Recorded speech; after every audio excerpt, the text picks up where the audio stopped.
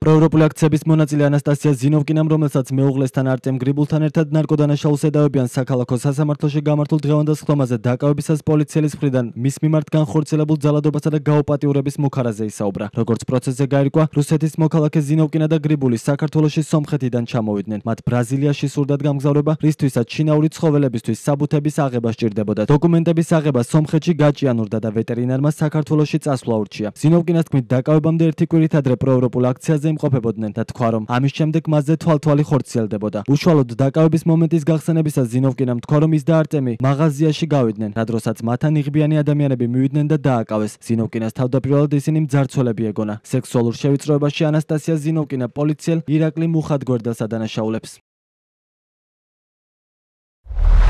ირაკლიმ მითხრა, თუ თავს კიდევ მიატრიალებ გაგაუპატიურებ. სისტემატურად აქცენტს აკეთებდა, რომ გამაუპატიურებდა, მემუქრებოდა, დაქვემდებარებულ თამაშებს ატარებდა, რომ შენ თუ ამას არ გააკეთებ, თუ არ მომცემ ტელეფონის პაროლს გასაღებს, მე ამას გავაკეთებ. ასეთი პასუხი ჰქონდა. ის არაადეკვატურად გამოიყურებოდა, თვალის გუგები ჰქონდა გადიდებული. ის ჩემში ზიზღის გრძნობას იწვევდა, არა მარტო იმიტომ, რომ მემუქრებოდა, არამედ საზიზღრად გამოიყურებოდა. გამხადეს პალტო და ზედა, რაც მეცვა. წამართვის ჩანთა და მას შემდეგ რაც თამარ ძნელაძე დაჯდა, დაიწყეს ჩემთვის ჩაცმა. ხელები მაქვსევით აწეული. მიბრძანებენ, რომ ხელები არ გავანძრიო და რამდენჯერაც ხელი გავანძრიე, ირაკლი მემუქრება გაუპატიურებით. პარალელურად მხსნიან ზედა ჩასაცმელს. მეორე მამაკაცი მეჩხუბება. მე არ ვეხმარები მას ზედა ტანსაცმლის გახდაში და ირაკლი მეჩხუბება, რომ მე ხელს ვანძრევ. შემდეგ თამარი მეხმარება, რომ ზედა ტანსაცმელი ჩავიცვა. ირაკლი აგრძელებს მუქარას ისე, არ ვიცი რატომ, ალბათ არ მოეწონა, რომ ვიცვამდი. მისი მოქმედებები არამხოლოდ სიტყვიერი იყო, არამედ დაიწყო ხელების შეხებაც ჩემთვის. საგრძნობი რომ ყოფილიყო მისი მუქარა, დაიწყო შარვის ბალთის შეხსნა. ბანალური სიტყვები. მე შენ დაგსჯი.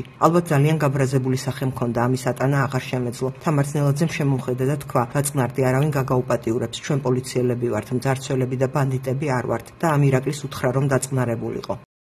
ანასტასია ზინოვკინა და არტემ გრიბული 17 დეკემბერს დააკავეს ბრალდების მხარემად დიდი ოდენობით ნარკოტიკის შეძენა შენახვას ედავება. ზინოვკინასა და გრიბულს 8-დან 20 წლამდე უვადო პატიმრობა ემუქრებათ. წაყენებულ ბრალს ორივე უარყოფს და ამბობენ, რომ ნარკოტიკი აქციებში მონაწილეობის გამო ჩაუდეს. მომდევნო სხდომა 19 აგვისტოს გაიმართება, რა დროსაც არტემ გრიბული დაიკითხება.